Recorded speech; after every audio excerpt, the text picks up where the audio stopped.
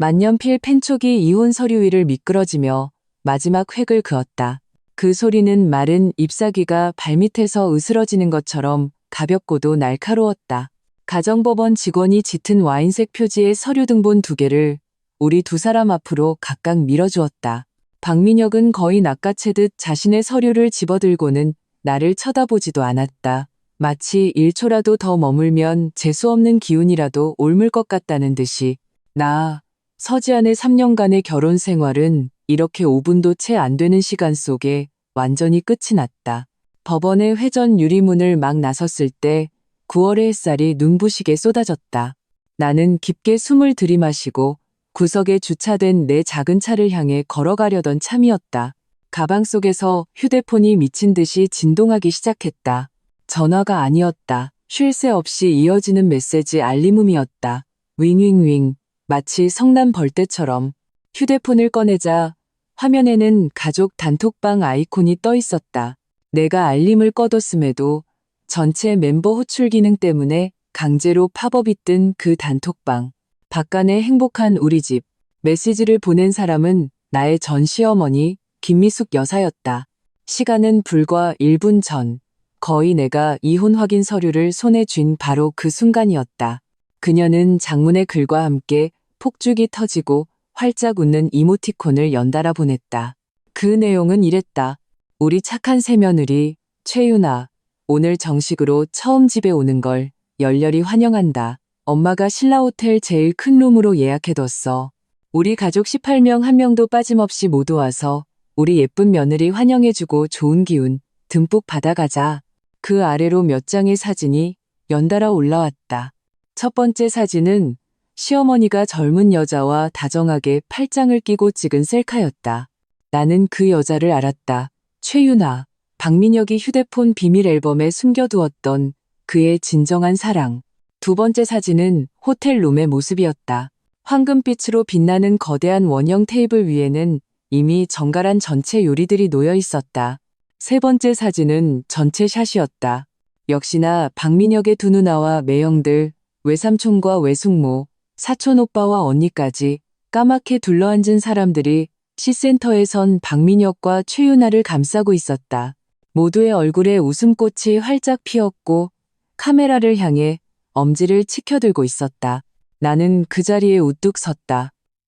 햇볕에 팔이 뜨겁게 달아올랐다. 사진 속 박민혁의 그 의기양양한 표정과 주름이 잡히도록 활짝 웃고 있는 전 시어머니의 얼굴을 뚫어져라 쳐다보았다. 한 관계를 끝냈다는 것 때문에 마음속에 일렁이던 미미한 파문이 순식간에 잠잠해졌다. 심지어 헛웃음이 나올 지경이었다. 나는 손가락을 움직여 단톡방에서 시어머니의 프로필을 눌렀다. 그리고 차단 버튼을 눌렀다. 시스템 창에 연락처를 차단하면 해당 사용자와 함께 있는 모든 그룹 채팅방에서 자동으로 나가게 됩니다. 라는 메시지가 떴다. 나는 망설임 없이 확인을 눌렀다. 그리고 휴대폰을 집어넣고 하늘을 올려다보았다. 김미숙 여사, 당신들의 그 값비싼 환영 만찬, 부디 계산할 때도 그렇게 웃을 수 있기를 바라죠. 나는 그 집이라고 불리던 곳으로 돌아가지 않았다. 그곳에는 이제 내가 아직 옮기지 못한 집 몇 상자를 제외하고는 역겨운 기억들만 남아있을 뿐이었다. 나는 곧장 차를 몰아 강남 시내로 향했다. 내가 가장 자주 가던 카페였다. 아메리카노 한 잔을 시켜 창가 조용한 구석에 자리를 잡았다. 오후의 햇살이 유리창을 통해 따스하게 손등 위로 쏟아졌다. 그제야 법원 앞에서 온몸에 스며들었던 한기가 서서히 가시는 듯했다. 휴대폰은 여전히 때때로 진동했다. 내가 이미 나간 가족 단톡방이 아니었다. 예전에 업무 때문에 추가했던 박민혁의 먼 친척 동생이었다. 그녀는 아마 내가 친구 목록에 있다는 사실을 잊었나 보다. 인스타그램 스토리에 쉴 새 없이 호텔의 성대한 상황을 생중계하고 있었다. 그녀가 막 올린 짧은 동영상을 클릭했다. 카메라는 거대한 크리스털 샹들리에 정교하게 플레이팅된 랍스터와 전복, 그리고 테이블에 둘러앉은 희색이 만면한 남녀들을 차례로 비췄다. 전 시어머니 김미숙 여사의 고압적인 목소리가 유독 튀었다. 그녀는 와인잔을 높이 들고 휴대폰 화면을 뚫을 듯이 쩌렁쩌렁하게 외치고 있었다. 자자, 다들 잠들어. 우리 박씨 가문에 진짜 복덩이를 맞이한 것을 축하하며 내 착한 며느리 유나를 위하여 건배. 어떤 알도 못 낳는 암탉은 진작에 알아서 꺼졌어야지. 둥지만 차지하고 앉아서 우리 박씨 가문돼 있는 걸 방해나 하고 말이야. 테이블에 앉은 모든 사람이 박장대소하며 맞장구를 쳤다. 맞아요, 맞아. 유나 씨는 딱 봐도 복이 넘치잖아요. 민혁이 형, 고생 끝에 낙이 오네요. 어머님, 드디어 소원 성취하신 거 축하드려요. 나는 화면을 쓸어내리며 무표정하게 이 소란극을 지켜보았다. 영상 마지막 카메라는 오늘의 주인공인 박민혁과 최유나를 비췄다. 최유나는 수줍은 듯 박민혁의 어깨에 기댔고 박민혁은 의기양양하게 그녀의 허리를 감싸 안고 온 가족의 축복을 받고 있었다. 그 모습은 우리가 결혼식 때 하객들에게 인사하던 때보다도 더더이 만만해 보였다. 친척 동생은 영상에 글까지 덧붙였다. 새언니, 열렬히 환영해요. 가족 모임, 행복 충전, 좋은 기운, 과거는 과거일 뿐, 만세. 나는 커피를 한 모금 마셨다. 쓴맛이 혀끝에 퍼졌지만 오히려 머리는 더 맑아졌다. 김미숙 여사, 여전히 그렇게 참을성이 없으시군요. 그렇게나 전 세계의 새며느리를 얻었다고 광고하고 싶으셨어요? 그렇게 급하게 내게 뺨을 내미시는 겁니까? 나는 컵을 내려놓고 가방에서 거의 쓰지 않는 다른 휴대폰을 꺼내 전원을 켰다. 이 휴대폰에는 은행과 금융 관련 앱 몇 개만 설치되어 있었다. 나는 능숙하게 비밀번호를 입력하고 모바일 뱅킹에 로그인했다. 인터페이스는 간단했다. 메인 화면에는 5장에 연계된 VVIP 가족 카드가 표시되어 있었다. 각 카드의 한도는 5억 원이었다. 지난 3년간 김미숙 여사를 포함한 박민혁의 두 누나는 바로 이 5장의 카드로 그들의 사치스러운 생활을 유지해왔다. 나는 첫 번째 카드의 상세 정보 페이지를 열어 카드 관리 옵션을 찾았다. 스크롤을 내리자 맨 아래에 붉은색의 작은 글씨가 보였다. 카드 해지. 시스템 팝업 창이 떴다. 고객님, 카드 해지 후에는 복구가 불가능합니다. 계속 진행하시겠습니까? 나는 가볍게 확인을 눌렀다. 아무런 망설임도 없었다. 같은 방법으로 두 번째, 세 번째, 그리고 마지막 다섯 번째 카드까지 해지 신청이 제출되었습니다. 24시간 내에 처리될 예정입니다. 라는 메시지가 뜰 때까지 반복했다. 모든 과정은 2분도 채 걸리지 않았다. 이 모든 것을 마친 후 나는 이 휴대폰의 전원을 끄고 다시 가방 가장 깊숙한 곳에 쑤셔 넣었다. 그리고 평소에 쓰던 휴대폰을 집어들었다. 그 먼 친척 동생은 지치지도 않고 사진을 올리고 있었다. 최신 사진은 최유나가 값비싸 보이는 보석함을 들고 한바구음을 짓고 있는 모습이었다. 김미숙 여사가 옆에서 캡션을 달았다. 우리 예쁜 며느리에게 주는 첫 선물. 앞으로 우리 모녀 같이 쇼핑 다니자꾸나. 나는 피식 웃으며 그 친척 동생의 인스타그램 스토리를 숨김 처리했다. 창밖에 차량 통행이 늘기 시작했다. 저녁이 가까워지고 있었다. 신라 호텔은 여기서 멀지 않다. 그들의 가족 상봉 만찬은 지금쯤 몇 번째 코스 요리가 나왔을까? 아마 분위기가 최고조에 달했을 때겠지. 나는 종업원을 불러 작은 치즈케이크 한 조각을 더 시켰다. 서두를 필요 없다. 좋은 연극은 주인공에게 충분한 등대 시간을 줘야 하는 법이니까. 나는 먼저 좀 먹으면서 천천히 기다리기로 했다. 그 치즈케이크를 막 다 먹었을 때 평소에 쓰던 휴대폰이 울렸다. 화면에는 김미숙 여사라는 세 글자가 번쩍였다. 급박한 벨소리와 함께 한 번, 또 한 번, 전화를 받지 않으면 절대 포기하지 않겠다는 기세였다. 나는 벨소리가 10번 넘게 울리도록 내버려 두다가 느긋하게 통화 버튼을 밀어 휴대폰을 귀에 댔다. 먼저 말을 꺼내지 않았다. 전화기 저편에서 즉시 전 시어머니의 날카로우면서도 당황한 기색이 역력한 목소리가 터져나왔다. 배경은 시끄러웠고 아이의 울음소리와 다른 사람들의 언쟁 소리까지 들리는 듯했다. 서지안, 너 어디서 죽었니? 지금 당장 이리로 와. 나는 평온한 어조로 물었다. 무슨 일이시죠?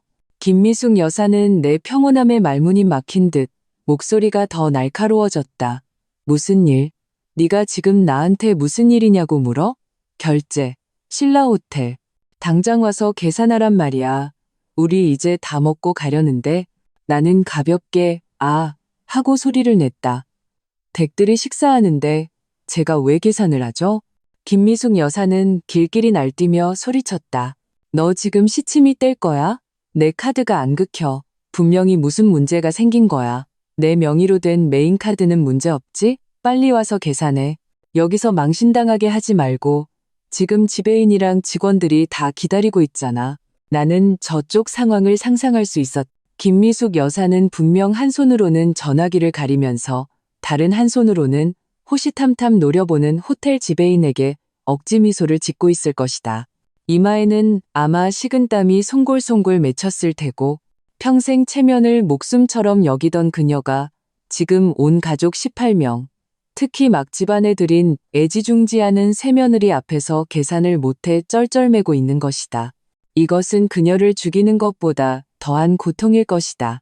나는 일부러 몇 초간 침묵하며 저편에서 점점 더 초조해지는 숨소리를 들었다. 그리고 나서야 느릿느릿 입을 열었다. 목소리는 크지 않았지만 모든 단어가 명확하게 전달되도록 했다. 어머님 카드, 결제가 안 되는 게 당연하죠. 김미숙 여사는 잠시 멍했다. 무슨 소리야? 왜냐하면 바로 1시간 전에 여러분들이 거기서 새며느리를 둘러싸고 축배를 들고 있을 때 저는 그 5장의 가족 카드를 모두 해지했거든요. 전화기 저편은 순간 정적에 휩싸였다. 배경의 소음마저 음소거 버튼을 누른 듯 조용해졌다. 몇 초가 흐른 뒤에야 목이 졸린 듯한 김미숙 여사의 목소리가 들려왔다. 네, 네가 해지했다고? 네가 무슨 자격으로 해지를 해? 그건 우리 박씨 집안 돈이야? 나는 냉소했다. 김 여사님, 착각하셨네요. 그건 제 개인 신용카드고 여러분들에게 사용 권한만 부여했던 것뿐입니다. 이제 저와 박민혁 씨는 이혼했으니 당연히 회수해야죠. 박씨 집안 돈이라면 당연히 박씨 집안 식사는 박씨 집안 돈으로 계산하셔야죠. 김미숙 여사는 완전히 무너졌다. 목소리가 갑자기 높아지며 울음 섞인 비명을 질렀다.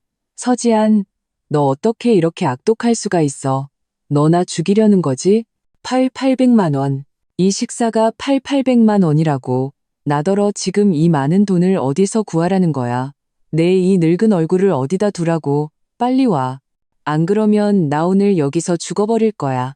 나는 그녀의 히스테릭한 협박을 들으며 마음속에 아무런 파동도 일지 않았다. 지난 3년간 그녀는 비슷한 수법으로 나를 수없이 굴복시켰었다. 매번 성공했지만 이번은 달랐다. 김 여사님, 당신의 체면은 제가 세워드린 적이 없으니 당연히 제가 책임질 필요도 없습니다.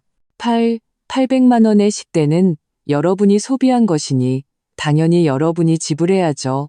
그리고 죽고 사는 문제 말인데요. 내 목소리는 차갑게 변했다. 그건 당신 자신의 일입니다. 저와는 아무 상관없어요. 나는 이미 식어버린 커피를 들어 천천히 다 마셨다.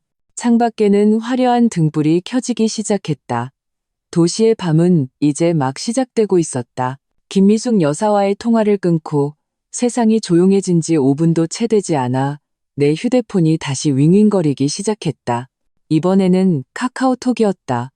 메시지는 예전에 결혼식 생중계를 하고 지금은 아마 현장에서 결제 대란을 목격하고 있을 그 먼 친척 동생에게서 온 것이었다. 그녀는 충격과 팝콘 먹는 이모티콘을 연달아 보냈다. 대박, 지안 언니, 무슨 일인지 알아? 호텔 매니저가 POS 단말기 들고 왔는데 큰엄마 김미숙 여사를 지친 카드, 아무리 긁어도 안 되는 거야. 큰 고모 카드도 작은 고모 카드도 다 안 돼. 온 가족 카드 다 돌려가면서 긁었는데 전부 사용 불가. 매니저 얼굴 완전 썩었어.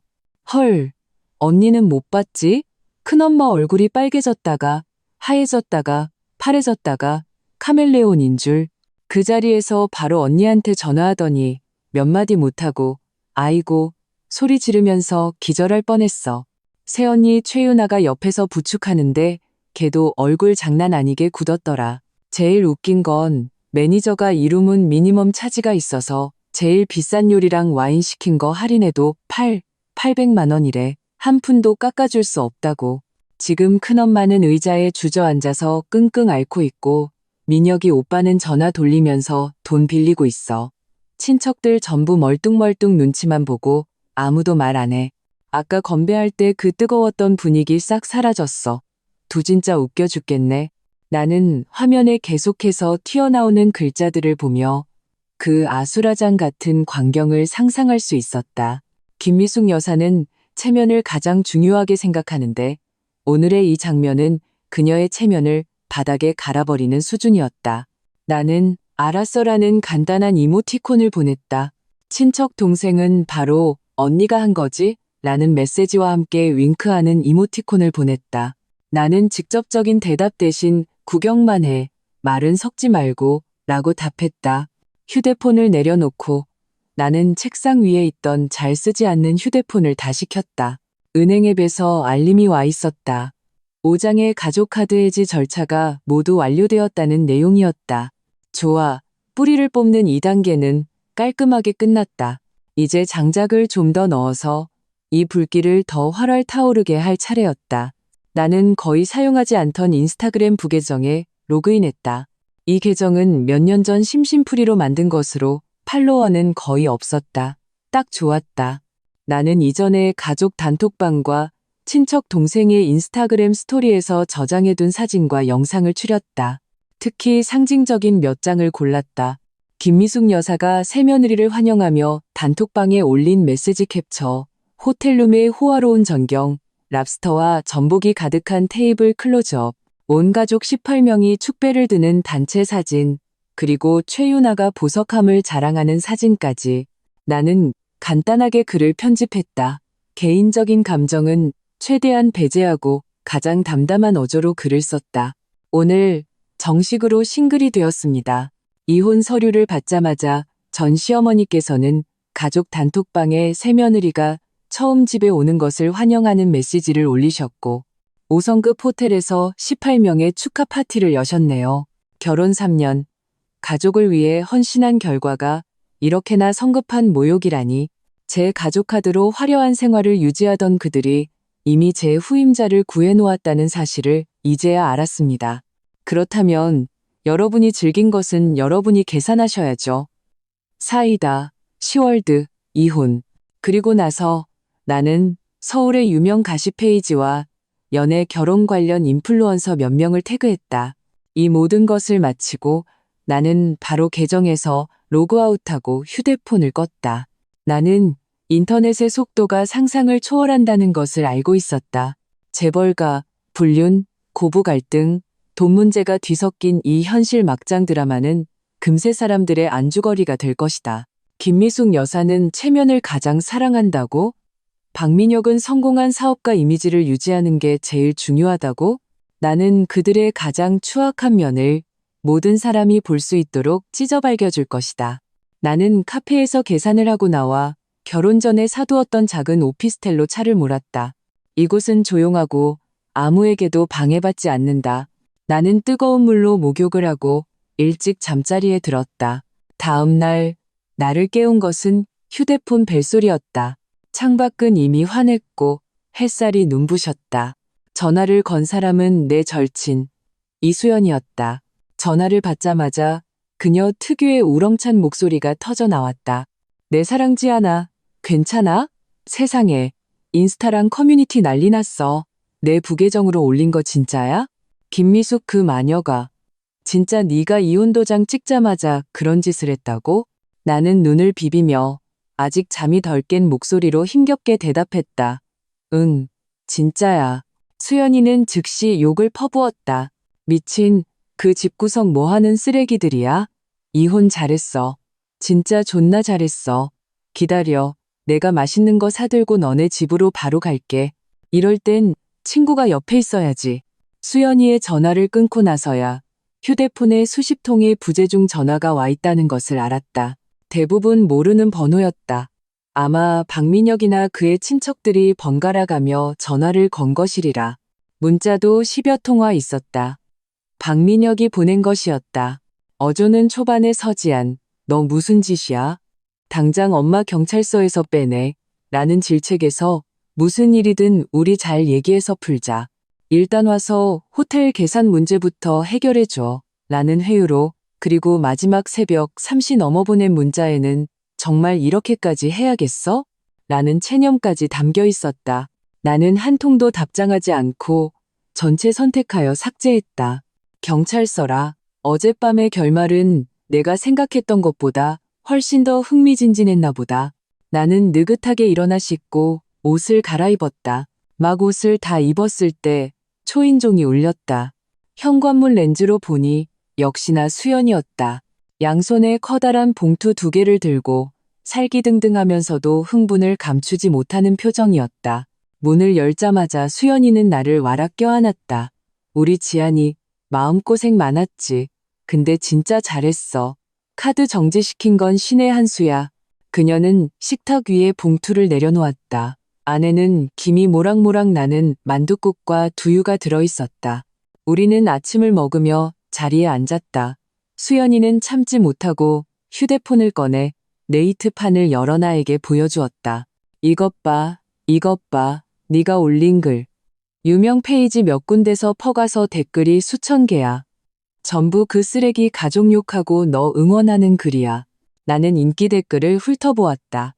첫 번째 댓글은 와, 이게 무슨 현대판 막장 시월드냐. 새며느리 들어온다고 헛며느리 무덤 위에서 춤추는 것도 아니고 너무 급한 거 아니냐고. 두 번째 댓글은 언니 응원해요. 자기 카드로 새 여자 끼고 노는데 그냥 둬요? 얼굴에 철판 깔았나. 세 번째 댓글은 후기 제발요. 800만 원 냈나요? 시어머니 경찰서 간 거 실화?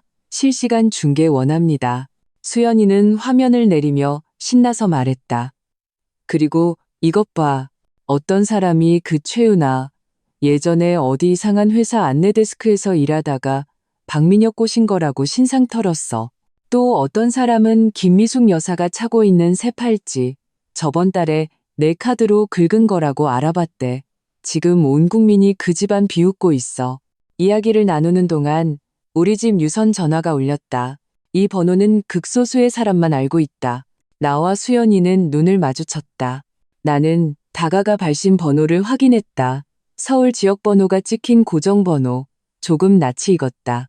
나는 말없이 수화기를 들었다. 전화기 저편에서 의도적으로 목소리를 낮춰 온화하게 보이려는 남성의 목소리가 들려왔다. 박민혁의 아버지, 나의 전 시아버지 발권국이었다. 지안아, 나다, 아비다. 나는 아무 말도 하지 않았다. 발권국은 잠시 머뭇거리더니 뚜렷한 어색함과 피로가 섞인 목소리로 말했다. 지안아, 안다.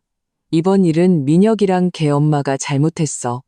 너무 경솔했고 내 마음에 너무 큰 상처를 줬지. 내가 그들을 대신해서 사과하마. 나는 여전히 침묵하며 그의 다음 말을 기다렸다. 발권국은 한숨을 쉬며 목소리를 더 낮췄다.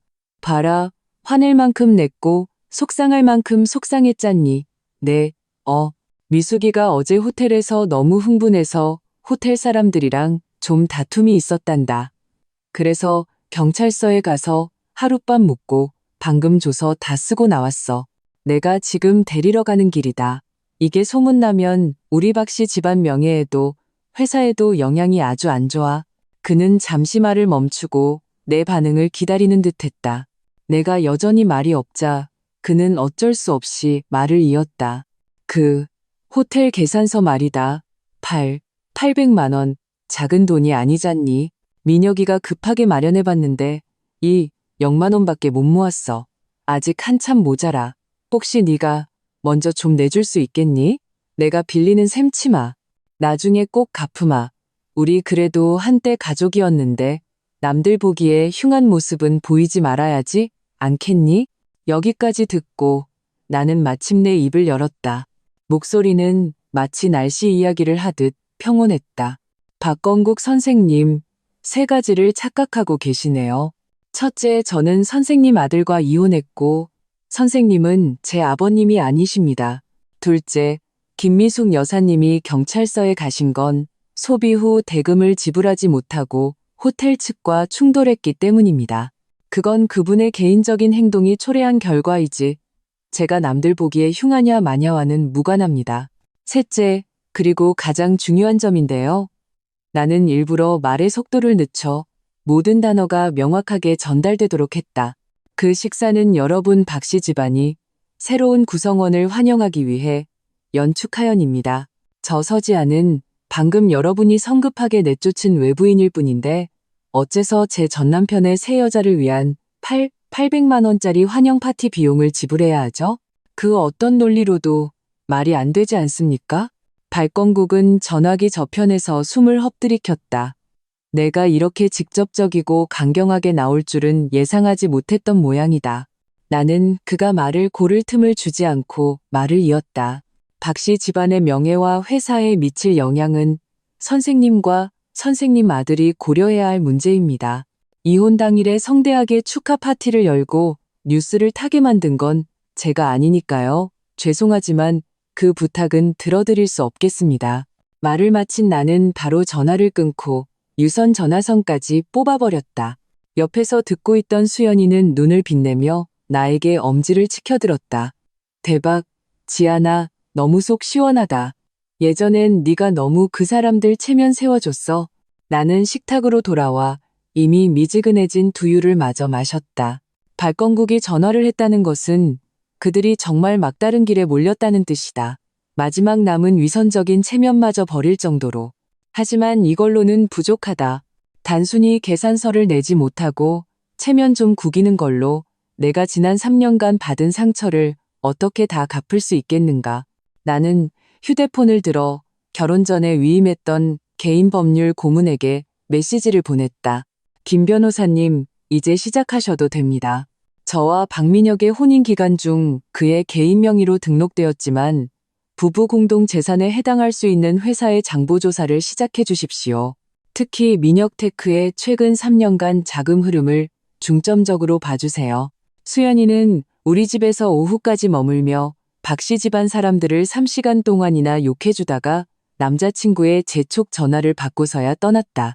그녀는 떠나기 전까지도 무슨 일이 있으면 꼭 제일 먼저 연락하라고 신신당부했다.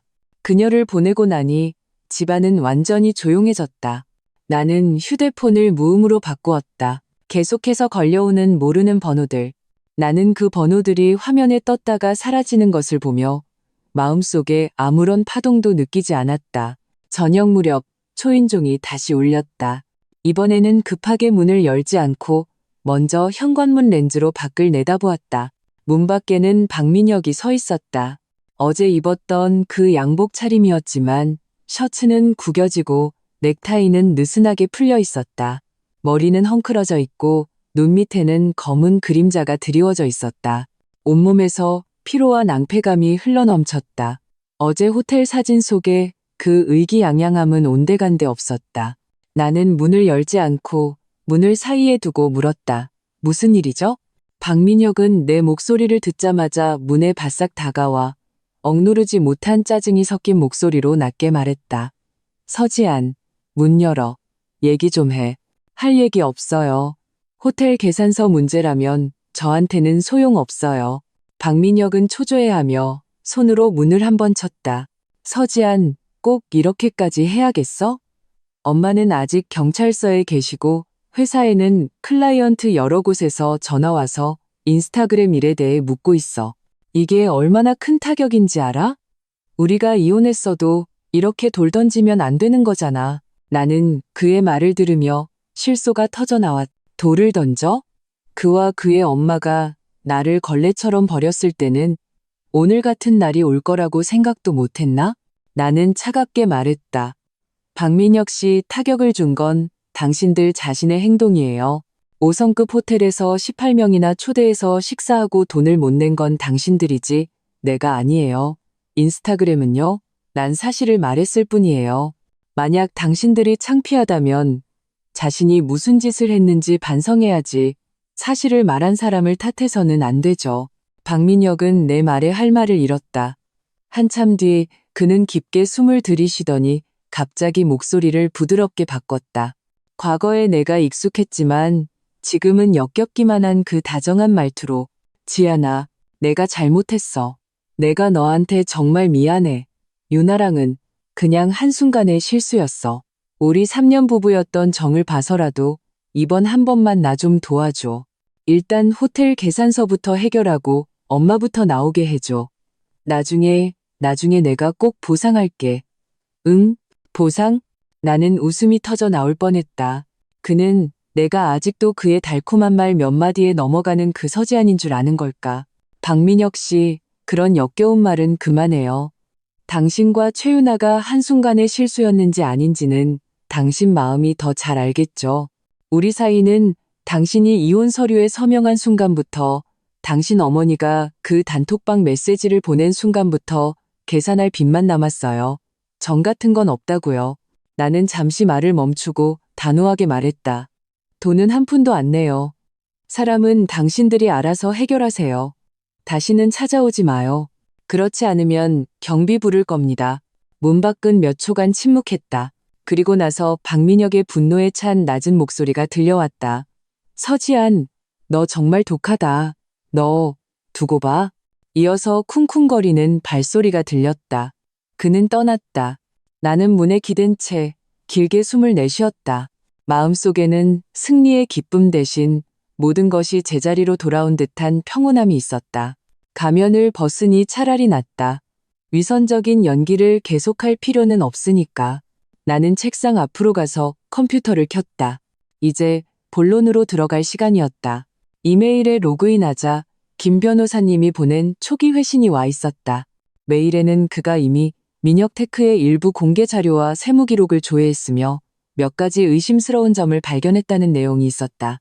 예를 들어 몇몇 거액의 자금 흐름이 불분명하고 회사 고정 자산 등기에도 모호한 부분이 있다는 것이었다.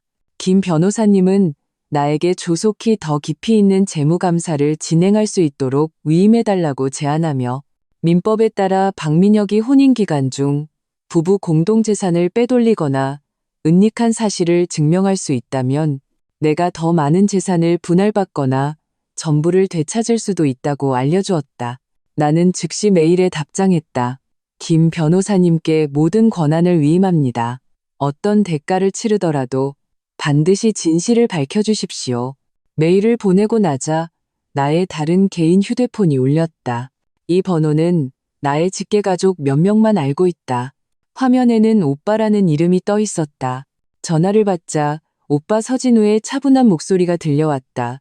지안아, 얘기 다 들었다. 나는 응 하고 대답했다. 마음이 조금 시큰했다. 부모님과 오빠는 처음부터 나와 박민혁의 결혼을 탐탁지 않아 했다. 하지만 당시 내가 고집을 부려 결혼하겠다고 하자 그들은 억지로 막지는 않았다. 그저 묵묵히 나에게 퇴로를 마련해 주었을 뿐 지난 3년간 나는 소위 가정의 평화를 위해 그들에게 힘든 내색을 거의 하지 않았다. 그런데도 그들은 계속 나를 지켜보고 있었던 것이다. 서진우가 말했다. 마음고생 많았지. 그래도 처리 잘했네. 우리 서씨 집안 얼굴에 먹칠은 안 했어. 그는 잠시 말을 멈추고 이었다. 박씨 집안 그 작은 회사, 자금 사정이 항상 빡빡했어. 주로 2군데 오랜 고객사로 버티고 있었지. 방금 소식 들었는데 그중 가장 큰 고객사인 혁신산업에서 다음 분기 계약을 파기할 수도 있다고 하더군. 나는 잠시 멍했다.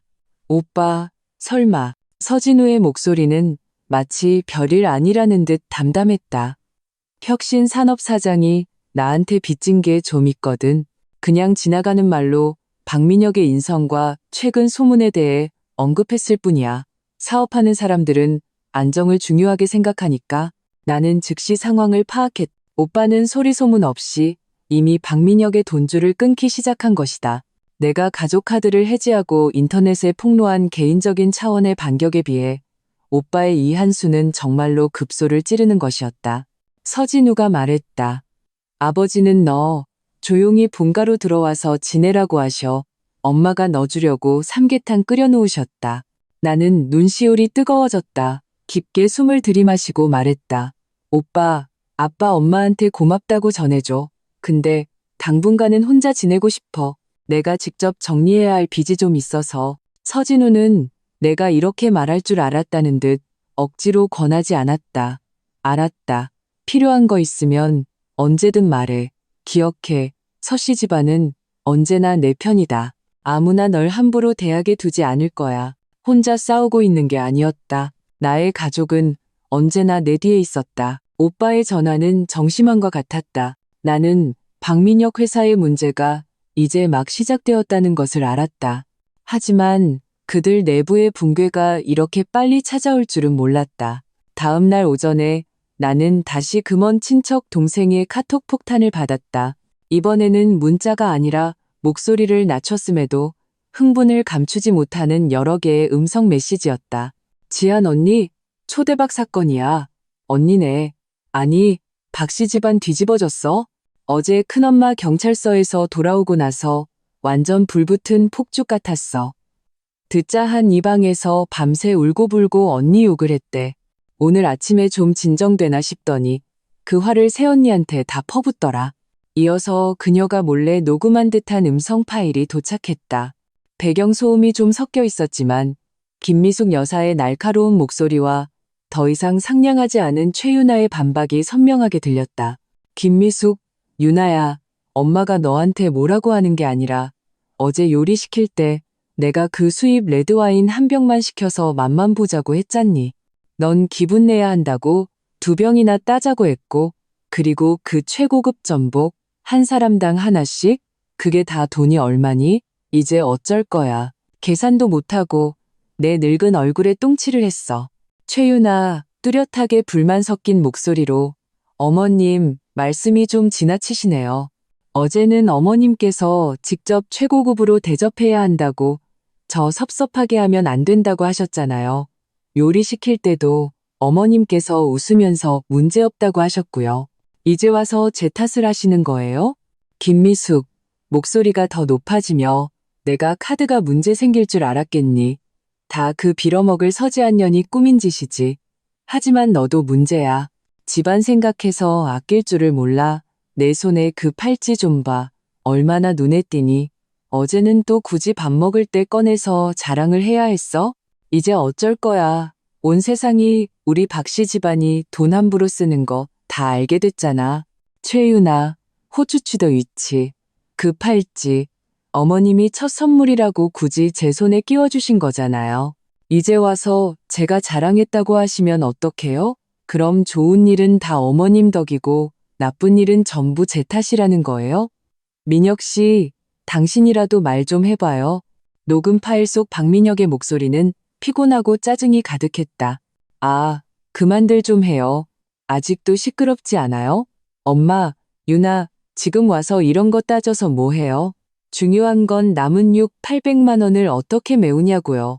회사에서는 클라이언트들이 계속 전화 오고 자금줄 끊기기 직전이란 말이에요. 김미숙은 즉시 울부짖었다. 아이고, 내 팔자야. 집에 상갓집 귀신을 들였더니 이제 꼼짝없이 죽게 생겼네. 미녀가 너 엄마 모른 척하면 안 된다.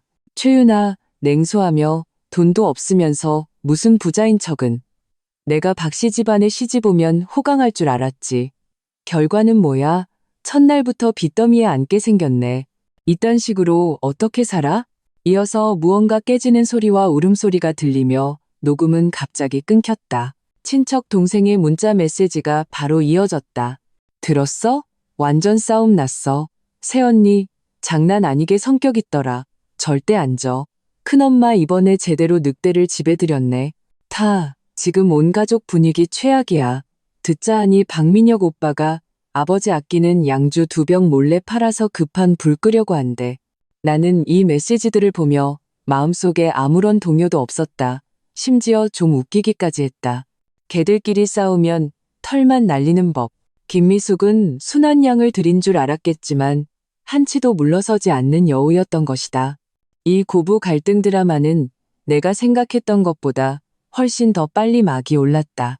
나는 친척 동생에게 알았어. 그 집안에 또 무슨 일 있으면 바로 알려줘. 라고 답하고 적당한 금액의 기프티콘을 보내주었다. 이 내부정보원은 잘 유지해야 한다. 휴대폰을 내려놓고 다음 단계를 생각했다. 박씨 집안 내부는 이미 혼란에 빠졌고 경제적 압박도 가해졌다. 하지만 이걸로는 부족하다. 나는 그들이 재기할 기회조차 완전히 없애버리고 싶었다.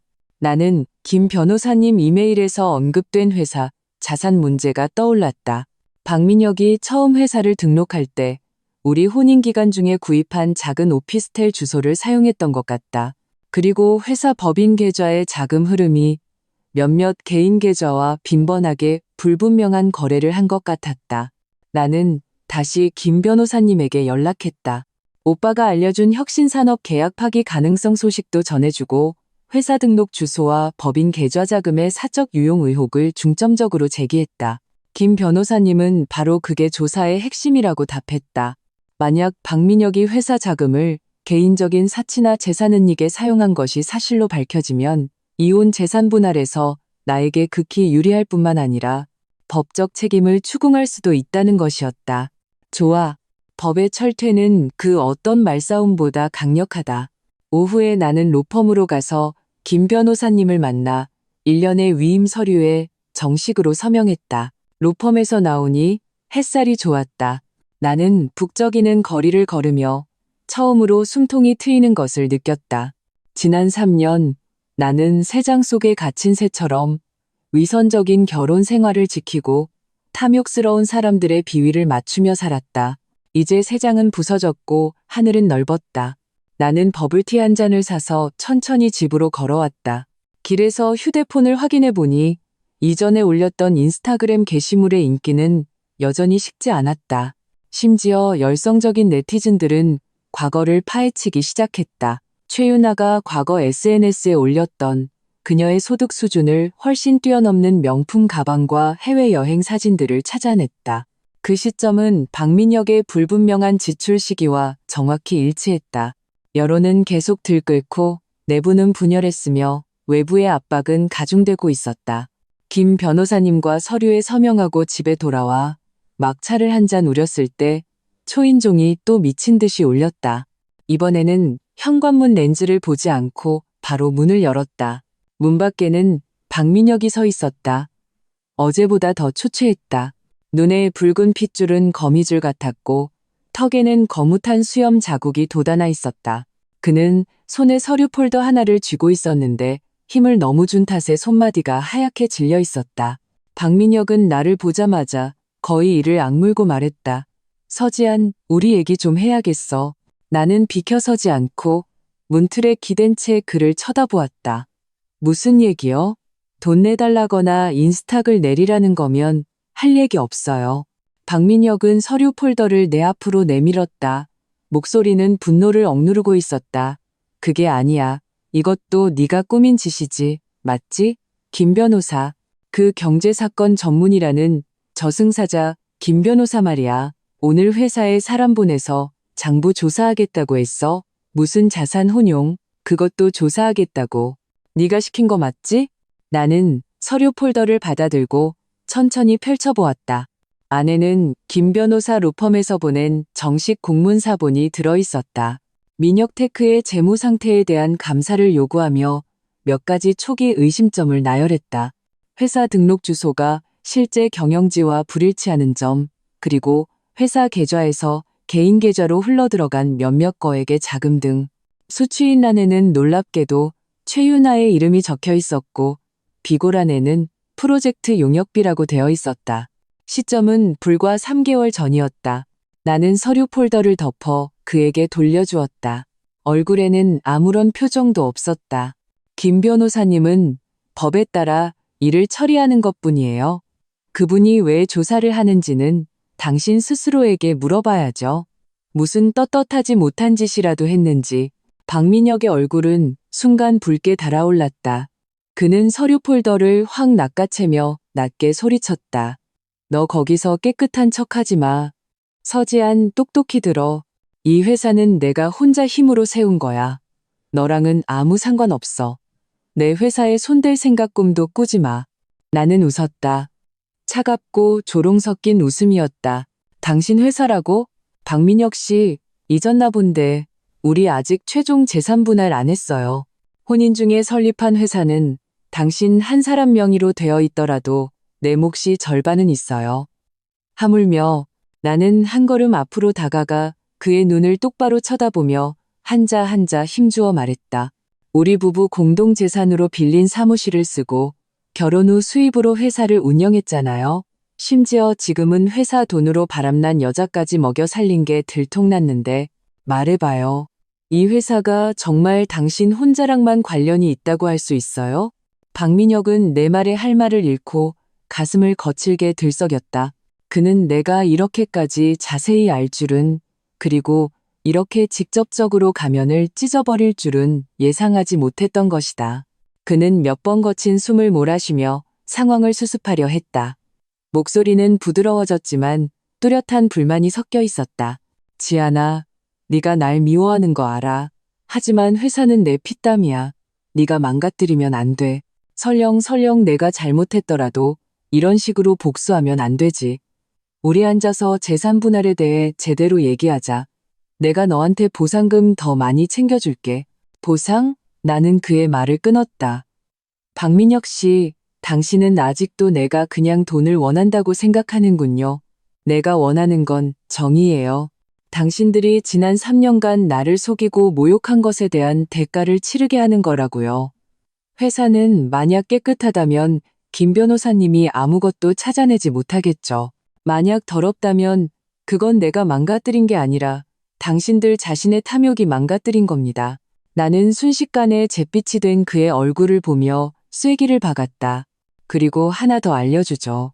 당신 어머니랑 그 새 애인 아직도 그 800만 원짜리 계산서랑 팔찌 때문에 난리라면서요? 지금 여기서 나랑 회사 소유권 따질 여유가 있어요? 당장 눈앞에 그 난장판부터 어떻게 수습할지나 생각하시죠. 박민혁은 마치 기운이 다 빠진 사람처럼 비틀거리며 한 걸음 물러섰다. 눈빛에는 원망과 함께 믿을 수 없다는 듯한 공포가 서려 있었다. 그는 나를 가리키며 입술을 파르르 떨었다. 서지한, 너 정말 이렇게까지 잔인하게 굴 거야? 좋아, 너 두고 봐. 우리 법정에서 보자고. 말을 마친 그는 거의 도망치듯 돌아서서 엘리베이터로 달려갔다. 나는 문을 닫고 문의 등을 기댄 채 길게 숨을 내쉬었다. 방금 전의 격분으로 손바닥에 땀이 살짝 났지만 마음은 오히려 맑고 투명했다. 협상 결렬. 내 뜻대로 되었다. 나는 처음부터 그와 원만하게 대화할 생각이 없었다. 내가 원했던 것은 그를 궁지로 몰아넣어 스스로 무너지게 만드는 것이었다. 창가로 가서 나는 박민혁의 차가 도망치듯 아파트 단지를 빠져나가는 것을 보았다. 알고 있었다. 진짜 전쟁은 이제부터 시작이라는 것을. 법정 싸움, 여론전, 경제전. 나는 그들이 자신들이 저지른 일에 대해 뼈저리게 후회할 때까지 모든 길을 함께 걸어줄 것이다. 나는 휴대폰을 들어 김 변호사님에게 메시지를 보냈다. 박민혁 씨가 방금 다녀갔습니다. 감정이 매우 격앙된 것을 보니 조사 방향이 그의 아픈 곳을 제대로 찌른 것 같습니다. 계속해서 강도를 높여주십시오. 김 변호사님은 곧바로 답장을 보내왔다. 알겠습니다. 몇 개의 핵심 계좌와 자산에 대한 단서를 확보했습니다. 곧 돌파구가 열릴 겁니다. 좋아. 폭풍이 오고 있다. 나는 이미 미지근해진 차를 단숨에 들이켰다. 쌉싸람 뒤에 목구멍에서 희미한 단맛이 맴돌았다. 박민혁이 던진 법정에서 보자는 협박은 물에 던진 작은 돌멩이처럼 별다른 파장을 일으키지 못하고 가라앉았다. 그 후 며칠간은 의외로 평온했다. 괴롭히는 전화도 찾아오는 사람도 없었다. 하지만 나는 이것이 폭풍 전의 고요함에 불과하다는 것을 알고 있었다. 박민혁은 분명 사방으로 변호사를 찾아다니며 김 변호사님의 조사에 어떻게 대응할지 궁리하고 있을 것이다. 그리고 김미숙 여사와 최윤아는 아마도 이 진흙탕 속에서 어떻게 자신들만 빠져나갈지 암투를 벌이고 있을 것이다. 나는 가만히 있지 않았다. 김 변호사님을 도와 증거를 정리하는 한편 내 개인적인 일들을 처리하기 시작했다. 나는 결혼 전에 구입한 이 오피스텔을 완전히 대청소하고 박 씨 집안과 관련된 모든 물건을 버렸다. 그리고 백화점에 가서 새로운 침구와 커튼을 사고 집에 생기를 불어넣었다. 과거의 그 숨막히는 재수 없는 기운을 완전히 씻어내고 싶었다. 그날 오후 나는 소파에 앉아 새로운 회사 자료를 보고 있었다. 휴대폰이 울렸다. 서울 지역번호가 찍힌 고정번호. 나는 잠시 망설이다가 전화를 받았다. 전화기 저편에서 약간 겁먹은 듯한 중년 여성의 목소리가 들려왔다. 서지한 씨 되시나요? 서지한 씨라는 호칭에 나는 잠시 멈칫했다. 결혼 후 이렇게 불린 지는 꽤 오래되었다. 네, 맞는데요. 누구시죠? 상대방은 안도의 한숨을 내쉬며 서둘러 말했다. 아, 안녕하세요. 서지한 씨. 저는 민혁테크에서 일했던 경리입니다. 장 씨라고 합니다. 저 며칠 전에 퇴사했어요. 나는 마음이 움직여 자세를 바로 했다. 민혁테크의 경리, 그것도 막 퇴사한. 나는 평온한 어조로 물었다. 장 과장님, 안녕하세요. 저에게 무슨 일이시죠? 장 과장님의 목소리는 더 낮아졌고 망설임과 긴장이 섞여 있었다. 서지한 씨, 제가 이런 전화 드리면 안 되는 거 아는데 마음이 너무 불편해서요. 제가 회사에서 5년을 일했는데 어떤 일들은 박 대표님이, 그녀는 잠시 말을 멈추고 결심한 듯 말했다. 박 대표님이 예전에 저한테 장부를 몇 번 조작하게 하셨어요. 회사 돈을 여러 명목으로 개인 계좌 몇 개로 이체하게 했죠. 그분 어머님 계좌도 있었고 또 최유나 씨 계좌도 있었어요. 이체할 때마다 저한테 프로젝트 비용이나 예비비로 회계 처리를 깔끔하게 하라고 하셨죠. 그때는 무서워서 아무 말도 못했는데 이제 퇴사하고 나니 이건 아니다 싶어서요. 제게 그때 이체 기록이랑 장부 팩업 파일이 좀 남아 있어요. 내 심장이 빠르게 뛰기 시작했다. 이것은 그야말로 가뭄의 단비였다. 김 변호사님이 자금 흐름을 추적하고 있었지만 내부자가 직접적인 증거를 제공한다면 그 효율은 엄청나게 높아질 것이다. 나는 감정을 억누르고 신중하게 물었다. 장 과장님, 이런 사실을 알려주셔서 감사합니다. 그런데 왜 저에게 알려주시기로 결심하셨나요? 장 과장님은 한숨을 쉬었다. 서지한 씨. 제가 예전에 회사에서 몇 번 뵌 적이 있는데 참 사리분별 있으신 분이라고 생각했어요. 지금처럼은 아니었죠. 그리고 기사도 봤어요. 그들이 서지한 씨한테 그렇게까지 하는 건 너무하잖아요. 제가 비록 힘없는 사람이지만 나쁜 일에 계속 동조하고 싶지는 않았어요. 이 자료들 드릴 수 있어요. 부디 도움이 되었으면 합니다. 나는 이해했다. 양심의 가책과 함께 판세가 기울었다는 판단이 섰기 때문이리라. 나는 즉시 말했다. 정말 감사합니다. 장 과장님, 이 자료들은 저에게 정말 중요합니다. 혹시 저희가 만날 시간을 잡을 수 있을까요? 아니면 제 암호화된 이메일로 자료를 보내주실 수 있을까요? 장 과장님은 잠시 생각하더니 말했다. 이메일로 보내드릴게요. 만나는 건 좀 불편해서요. 제가 곧 자료 보내드리겠습니다. 서지한 씨도 조심하세요. 전화를 끊고 얼마 지나지 않아 이메일함에 새 메일이 도착했다. 첨부 파일에는 선명한 스캔본 몇 개가 들어있었다. 은행 이체 확인증 캡처, 내부 결제 서류 캡처, 위에는 박민혁의 서명이 선명하게 찍혀 있었다. 수취인은 역시나 김미숙 여사와 최윤아였다. 금액은 몇백만 원에서 몇천만 원까지 다양했고 명목은 인테리어 지원비, 자문료, 명절 상여금 등 가지각색이었다. 기간은 정확히 박민혁과 최윤아가 만나기 시작한 지난 반년 동안이었다. 나는 즉시 이 자료들을 김 변호사님에게 전달하고 전화로 상황을 설명했다.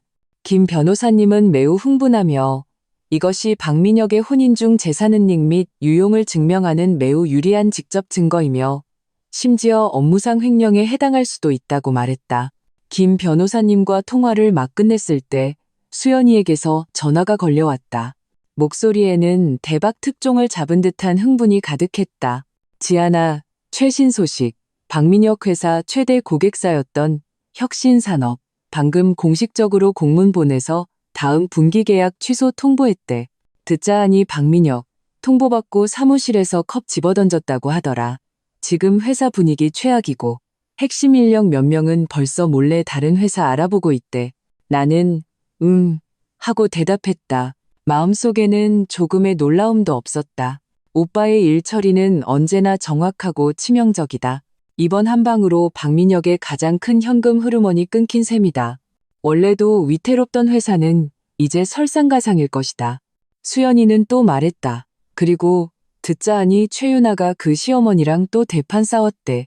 최윤아가 박민혁한테 아파트 명의에 자기 이름 공동으로 올려달라고, 안 그러면 헤어지겠다고 윽박질렀나 봐. 김미숙 여사가 죽어도 안 된다고 버텨서 지금 집안이 매일 전쟁터래.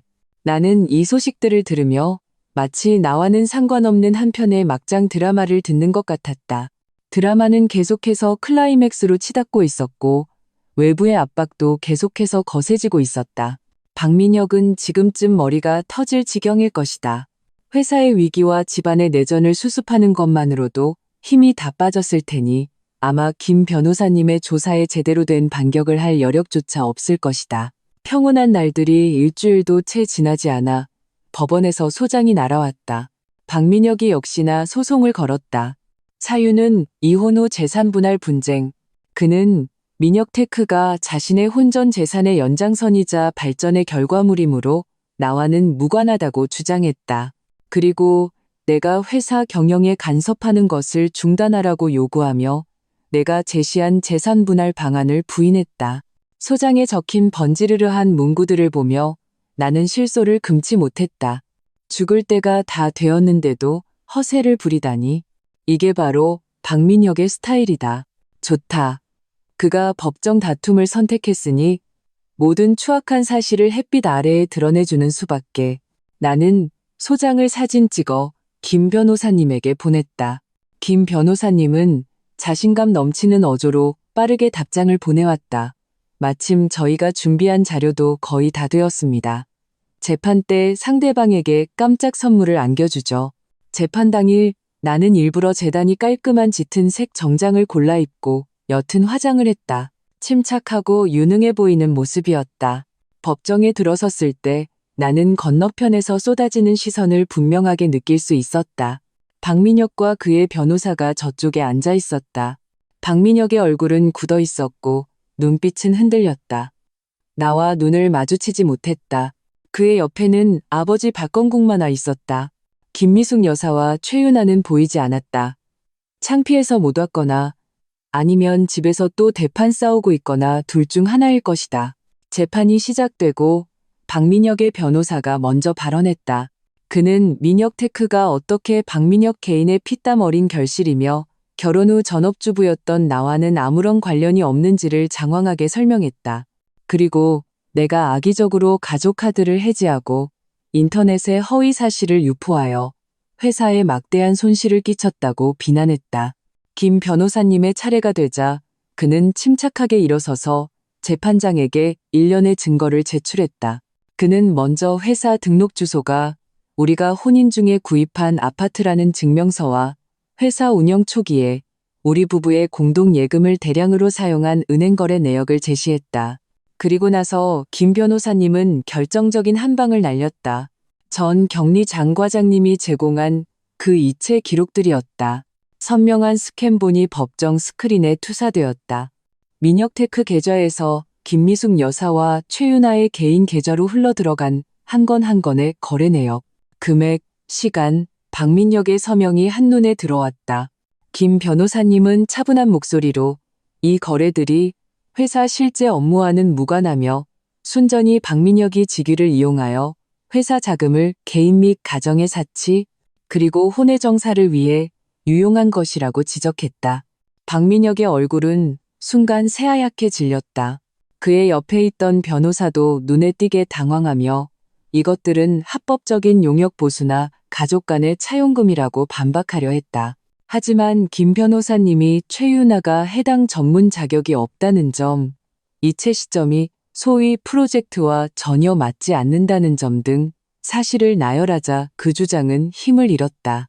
김 변호사님은 승세를 몰아 혁신산업의 계약 취소 뉴스 보도와 인터넷상에서 박씨 집안의 사치스러운 소비와 가정불화에 대한 여론이 확산된 상황을 추가로 제출했다.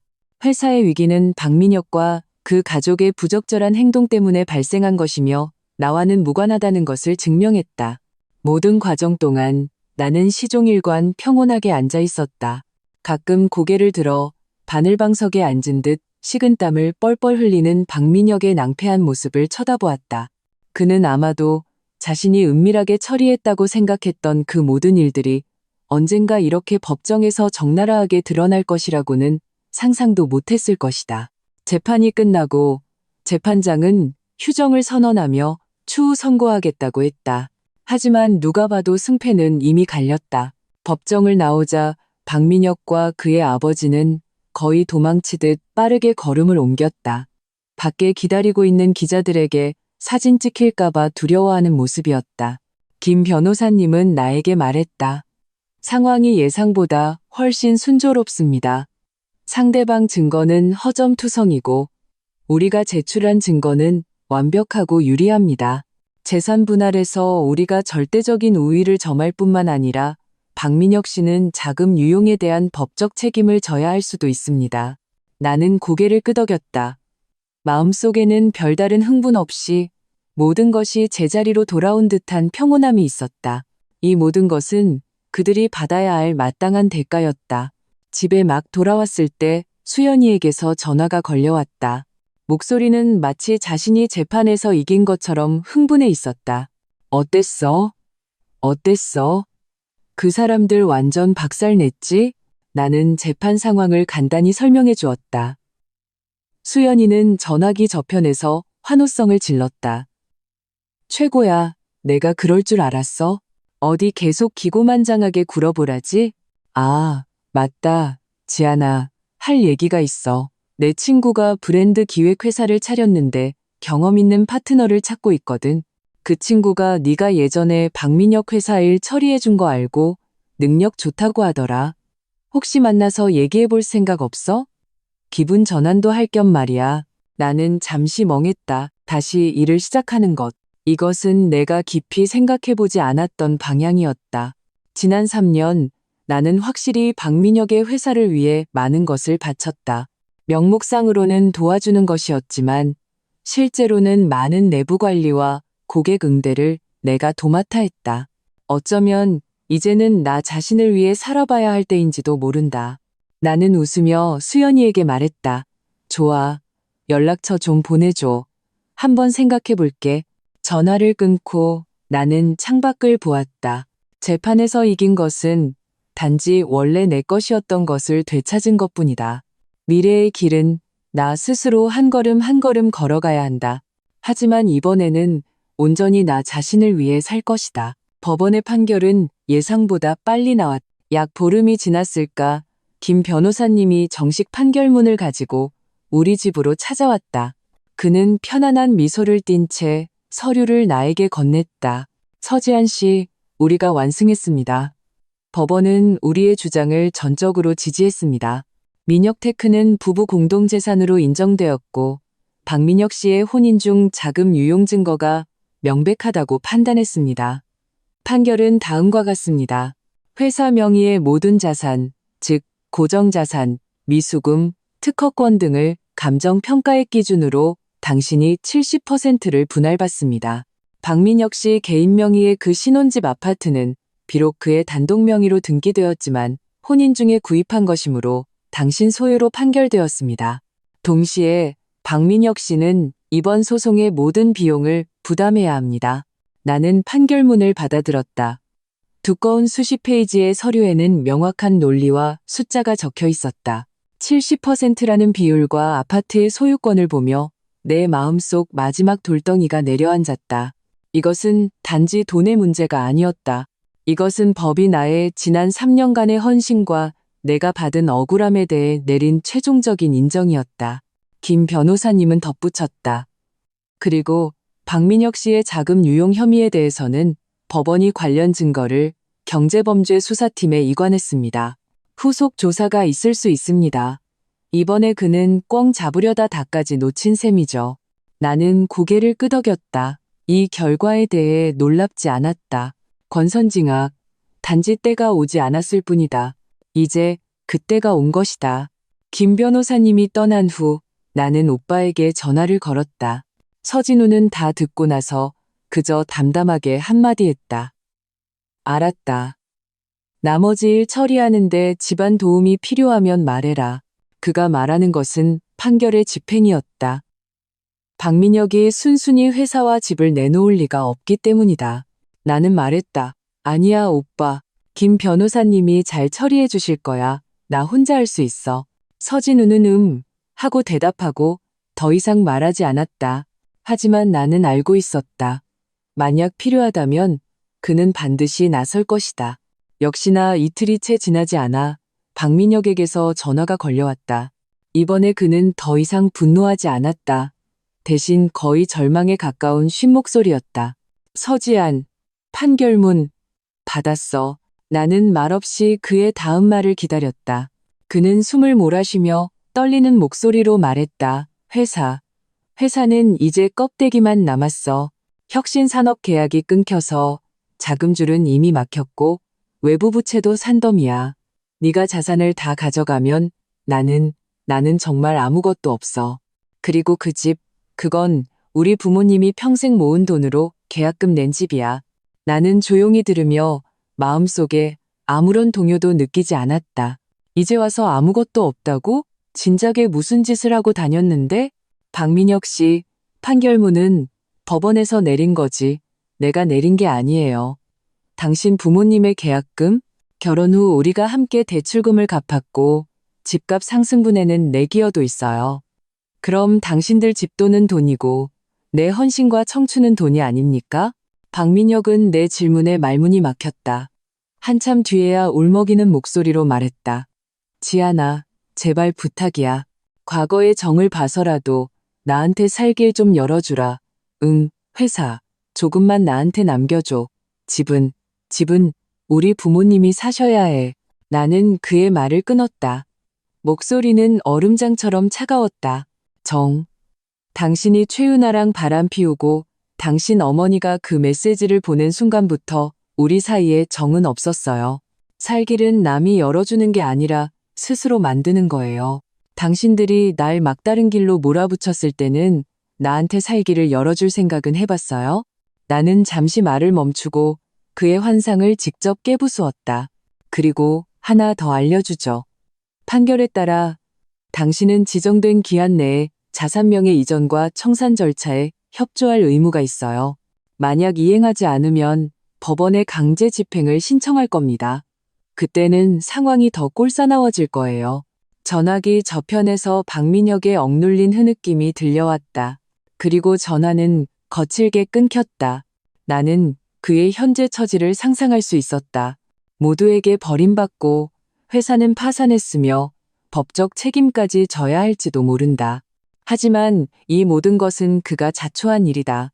또 며칠이 지나 나는 김 변호사님으로부터 박민혁이 최종적으로 자산양도 계약서에 서명했다는 소식을 들었다. 듣자 하니 그의 아버지 박건국이 자신과 아내의 노후 자금을 팔아서 겨우 회사 외부 부채 일부를 갚고 마지막 체면을 지켰다고 한다. 그리고 그 신혼집도 곧바로 명의 이전 절차가 완료되어 열쇠가 내 손에 들어왔다. 나는 그 집에 한번 가보았다. 아내는 박민혁과 최윤아가 생활했던 흔적이 일부 남아있어 유난히 아이러니하게 보였다. 나는 바로 부동산에 연락하여 월세로 내놓았다. 배신으로 가득 찬 이 집은 단 한 번도 더 보고 싶지 않았다. 매달 월세 수입으로 바꾸는 것이 가장 현실적인 방법이었다. 이로써 나와 박민혁 사이는 법적으로나 경제적으로나 완전히 정리되었다. 하지만 나는 알고 있었다. 어떤 사람들은 그렇게 쉽게 포기하지 않을 것이라는 것을. 특히 돈줄을 잃어버린 그 새 며느리 최윤아는 그녀는 온갖 수를 써서 나를 내쫓고 며칠 호강도 못 해본 채 박민혁과 함께 빚더미에 앉았다. 그녀가 과연 순순히 물러날까? 신혼집은 순조롭게 임대되었고 월세는 매달 꼬박꼬박 입금되었다. 마치 굴욕세처럼 박씨 집안 사람들이 과거에 나에게 무슨 짓을 했는지 상기시켜주는 듯했다. 일상은 정말로 평온해진 것 같았다. 나는 수연이가 언급했던 그 브랜드 기획회사의 파트너 기회에 대해 진지하게 고민하기 시작했다. 심지어 다음 주에 상대방과 만나서 이야기하기로 약속까지 잡았다. 박씨 집안의 막장 드라마가 드디어 내 인생에서 완전히 사라지려나 싶었을 때 낯선 택배 상자 하나가 우리 집으로 배달되었다. 보낸 사람 정보는 없었고 서류처럼 얇았다. 나는 상자를 뜯어보고 눈동자가 살짝 굳었다. 안에는 10여 장의 사진이 들어있었다. 사진의 주인공은 나였다. 장소는 내가 결혼 전에 부모님 댁에 살 때 남자 사람 친구와 동네 근처 카페에서 가끔 만났던 모습이었다. 사진 촬영 각도는 매우 교묘했다. 어떤 사진은 우리가 아주 가까이 기댄 것처럼 보였고 어떤 사진은 우리가 웃는 모습을 포착해 꽤 다정해 보였다. 하지만 하늘의 맹세코 그는 그냥 어릴 적부터 친했던 친구였고 그의 아이는 이미 뛰어다닐 나이였다. 우리는 순전히 가끔 만나 근황을 이야기했을 뿐이다. 사진 외에도 인쇄된 쪽지 한 장이 있었다. 위에는 타이핑된 글자가 적혀 있었고 어조는 악의적인 협박으로 가득했다. 서지안, 네가 이겼다고 생각하지 마. 당장 소송 취하하고 회사 자산 포기해. 그렇지 않으면 네가 혼인 중에 바람 피운 이 증거들 네 부모님이랑 모든 친척, 친구들한테 보내버릴 거야. 널 완전히 망신시켜주겠어. 나는 이것들을 보며 두려움보다는 허수음이 나왔다. 최윤아, 역시 너로구나. 스스로의 머릿속이 온통 더러운 생각으로 가득 찬 사람만이 이런 저급한 수법을 쓸 수 있다. 박민혁은 지금 정신이 없을 테니 이런 짓을 할 여유가 없을 것이다. 김미숙 여사의 머리로는 이렇게 치밀한 계획을 세울 수도 없다. 나는 즉시 사진과 쪽지를 찍어 김 변호사님에게 보내고 전화로 상황을 설명했다. 김 변호사님은 매우 침착하게 이것은 전형적인 공갈 미수이며 경찰에 신고하라고 조언했다.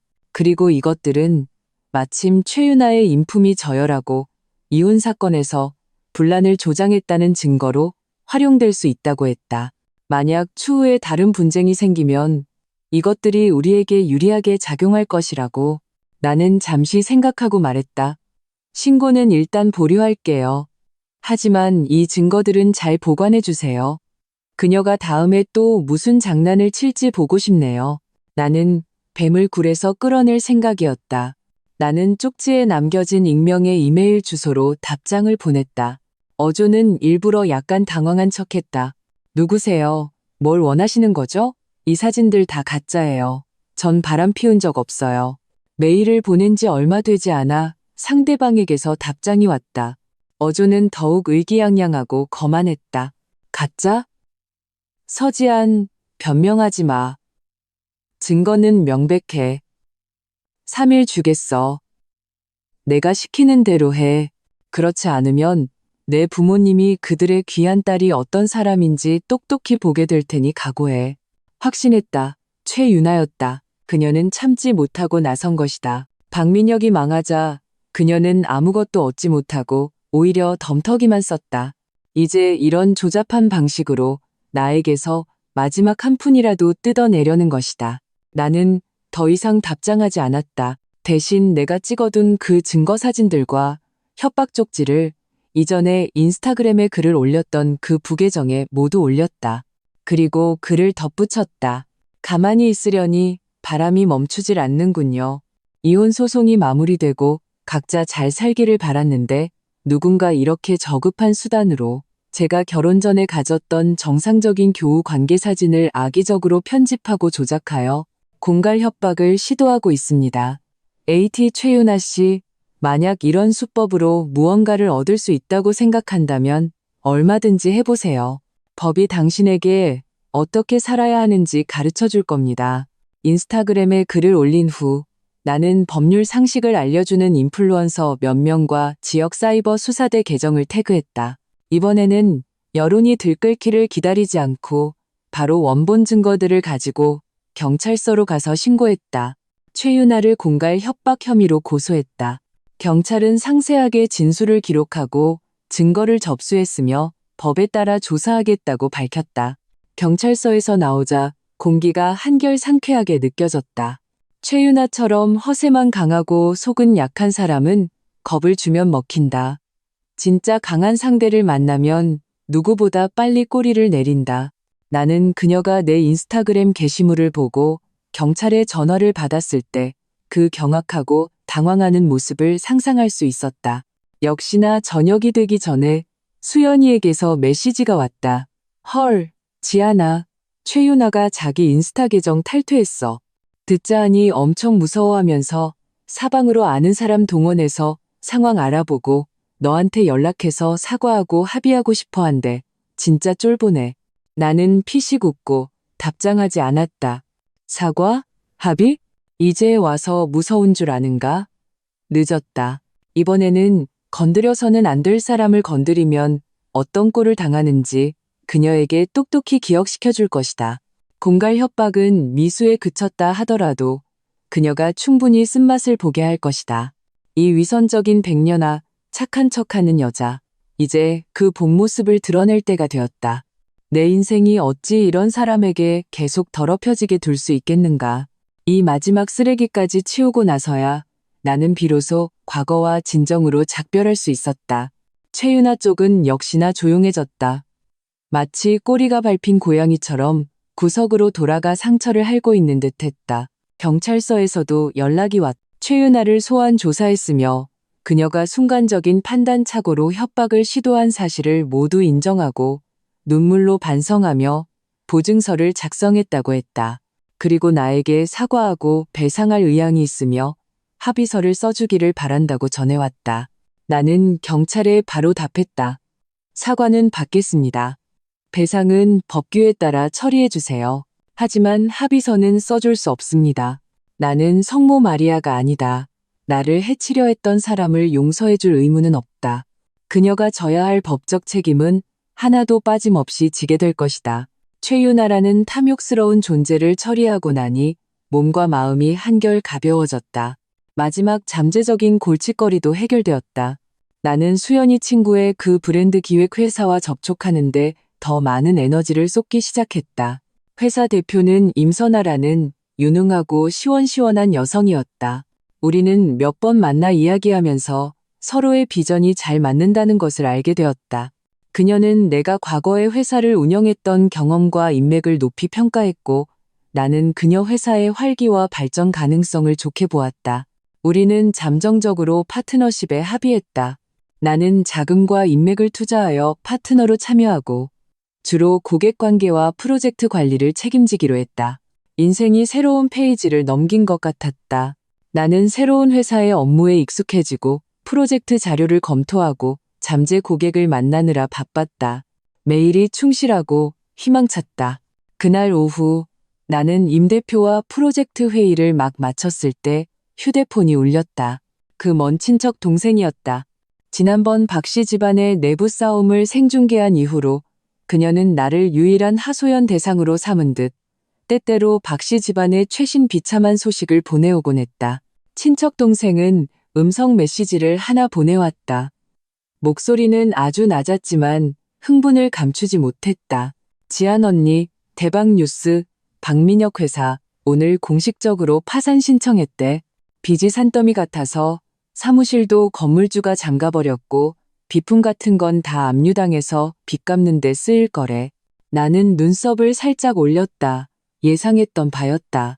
최대 고객사를 잃고 핵심 자산은 법원에서 나에게로 판결이 났으니 그 껍데기뿐인 회사가 지금까지 버틴 것만으로도 기적이었다.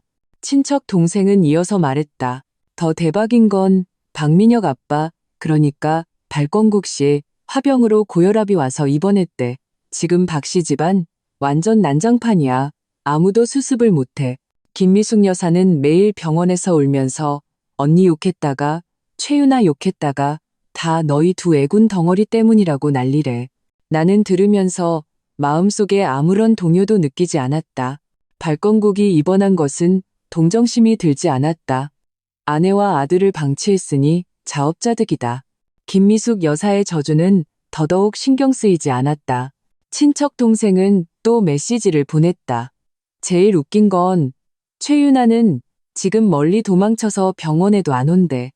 병원비 내라고 할까봐 무서워서 듣자 하니 지금 사방으로 돈 많은 사장님 소개해달라고 알아보고 있대. 빨리 다음 스폰서 찾으려고. 진짜 나무가 쓰러지니 원숭이가 흩어지는 꼴이네. 나는 알았어라고 답하고 휴대폰을 내려놓았다. 박씨 집안의 붕괴는 내가 생각했던 것보다 훨씬 더 철저했다. 한때 내 앞에서 그렇게 거만했던 그 가족이 이제는 뿔뿔이 흩어지고 아픈 사람은 아프고 도망친 사람은 도망치고 흩어진 사람은 흩어졌다. 그리고 그들이 한때 무시하고 성급하게 내쫓으려 했던 전며느리인 나는 그 폐허 밖에서 굳건히 서서 나 자신의 새로운 사업을 시작하고 있었다. 저녁에 임 대표와 몇몇 팀원들과 함께 식사를 했다. 나의 합류를 환영하는 자리였다. 식사 자리에서 다들 업계 동향을 이야기하고 회사의 미래를 계획하며 분위기는 편안하고 즐거웠다. 나는 주스를 마시며 창밖에 반짝이는 네온사인을 보았다. 처음으로 그 지독했던 결혼 생활에서 벗어나니 나의 세상이 이렇게나 넓고 밝을 수 있다는 것을 실감했다. 오피스텔로 돌아와 목욕을 하고 아로마 향초를 켰다. 그날 밤 나는 유난히 깊고 편안하게 잠들었다. 꿈속에서는 더 이상 다툼과 배신이 없었다. 햇살, 꽃향기, 그리고 무한한 가능성으로 가득한 미래가 있었다. 새로운 회사의 리듬은 빨랐지만 사람을 열정으로 가득 차게 했다. 임 대표는 좋은 파트너였다. 전문적이고 결단력 있으며 나를 전적으로 신뢰해 주었다. 나는 금세 몇 개의 중요한 고객 프로젝트를 맡게 되었다. 팀을 이끌고 기획안을 만들고 현장을 뛰어다녔다. 바빴지만 모든 노력이나 자신을 위한 것이라는 느낌은 완전히 달랐다. 그날 우리는 한 지역 유명 브랜드의 연간 프로모션 계약을 성공적으로 따냈다. 팀은 조촐하게 축하 파티를 하기로 했다. 임 대표가 회사 근처에 괜찮은 레스토랑을 예약했고 다 함께 식사를 했다.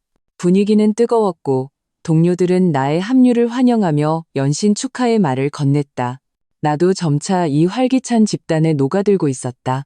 즐겁게 이야기를 나누는 동안 가방 속에서 휴대폰이 진동했다. 원래는 무시하려 했지만 진동은 끈질겼다. 나는 미안한 미소를 지으며 휴대폰을 꺼내보았다. 서울 지역 번호가 찍힌 모르는 번호였다. 끊으려다가 왠지 모르게 레스토랑의 비교적 조용한 복도로 나가 전화를 받았다. 여보세요. 나는 평온하게 말했다. 전화기 저편은 몇 초간 침묵했다. 그리고 나서 내가 거의 잊을 뻔했지만 듣는 순간 수많은 혐오스러운 기억을 불러일으키는 목소리가 들려왔다. 김미숙 여사. 그녀의 목소리는 쉬고 건조했으며 의도적으로 자세를 낮추려 했지만 그 특유의 계산적인 느낌은 감출 수 없었다. 지아나. 나다. 엄마. 아니, 아줌마다. 나는 벽에 기댄 채 복도 끝 창문 밖의 야경을 보며 아무 말도 하지 않았다. 김미숙 여사는 내가 말이 없자 어쩔 수 없이 혼잣말처럼 말을 이어갔다.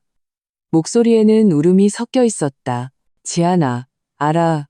예전에 아줌마가, 아니, 민혁이 그 몹쓸 놈이 우리 가족 모두가 너한테 잘못했어. 아줌마가 사과할게. 진심으로 사과할게. 나는 여전히 침묵하며 그녀가 이 심파극을 끝낼 때까지 기다렸다. 그녀는 몇 번 흐느끼더니 말을 이었다. 지아나 봐라. 이제 벌도 받았잖아. 민혁이는 회사도 망하고 빚더미에 앉아서 매일 집에 틀어박혀 사람도 안 만나고 폐인처럼 됐어. 걔 아빠는 화병으로 병원에 입원했고 병원비도 이제 감당하기 힘들어. 아줌마 마음이 칼로 도려내는 것 같아. 그녀는 잠시 말을 멈추고 마침내 본색을 드러냈다. 지아나, 아줌마 알아. 네가 지금 잘 나가는 거. 큰 회사 파트너도 됐다고 들었어. 혹시 예정을 봐서라도 우리 좀 도와줄 수 없을까? 많이도 필요 없어. 그냥 급한 대로 돈 좀 빌려줘. 일단 병원비부터 내게. 아줌마가 나중에 소가 되고 말이 되어서라도 꼭 갚을게. 나는 그녀의 눈물겨운 연기를 들으며 마음속으로 비웃음만 나왔다. 예정? 그녀는 어떻게 뻔뻔하게 그 두 글자를 입에 올릴 수 있을까? 가족 단톡방에 새 며느리를 환영하는 메시지를 보내고 호텔에서 내 코앞에서 욕을 퍼부을 때는 정이라는 걸 생각이나 해봤을까? 나는 가볍게 웃었다. 그 웃음소리가 수화기를 통해 전해지자 김미숙 여사의 울음소리가 순간 멈칫했다. 나는 입을 열었다. 목소리는 높지 않았지만 한자 한자 명확했다. 김 여사님, 착각하셨네요. 첫째, 우리 사이에는 정이 아니라 빚만 남았습니다. 그리고 그 빚은 법원에서 이미 깨끗하게 정리했고요. 둘째, 당신 집안의 어려움은 당신들 스스로가 자초한 일입니다. 저와는 아무 상관없어요. 셋째, 그리고 가장 중요한 점인데요. 나는 일부러 말의 속도를 늦춰 모든 단어가 모처럼 밝히도록 했다. 제 돈은 저 서지안이 제 능력으로 번 돈입니다. 단 한 푼도 당신들 박씨 집안의 금이 빠진 독에 붙지 않을 겁니다. 당신들이 죽든 살든 부자가 되든 몰락하든 저와는 이제 아무런 관련이 없습니다.